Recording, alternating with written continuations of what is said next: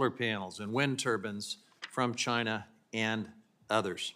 Trump's policies have been terrible for our competition with China, terrible for working families trying to pay their bills. There is only one group that benefits from these policies, and that is the oil and gas oligarchs who funded Trump's campaign. Mr. Secretary, at every turn, you've helped all this happen. You have treated the public lands and waters that you've been entrusted with like assets on a corporate balance sheet, so that billionaires, foreign companies, and political donors can profit. You've enabled a culture of corruption where people in your agency are making decisions that line their own pockets and enrich their families and friends. Under your leadership, the Department of Interior has been a billionaire's dream, but a nightmare for the public and a betrayal of our obligations to future generations.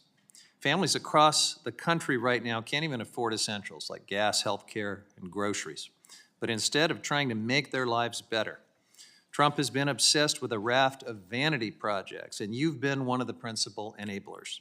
You've fed his hyperfixation on buildings that glorify him, like the ridiculous gilded ballroom and the massive Arch de Trump that he's trying to build right in front of Arlington Cemetery.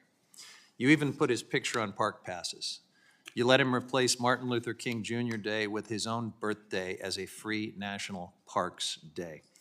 Under your budget, which you say in your testimony is about fiscal responsibility, just about everything that benefits tribes, public lands, wildlife, and water is facing deep cuts, which makes the increased funding for Washington, D.C. beautification and the endless time and money that you seem to have for projects that stroke Trump's massive ego even more glaringly disconnected from the needs and reality that most American families are facing right now.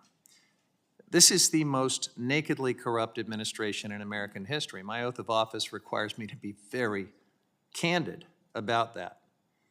One tally of cash and gifts received by the Trump family from selling the presidency comes to $2.6 billion, and that is almost certainly an understatement. Donald Trump Jr.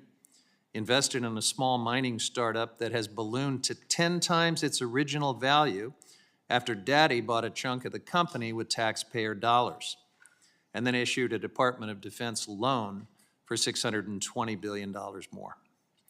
In fact, Trump has been on a spending spree, buying chunks of lots of companies, including foreign-owned mining companies like Trilogy Metals, which is proposing a mine in the Alaska wilderness.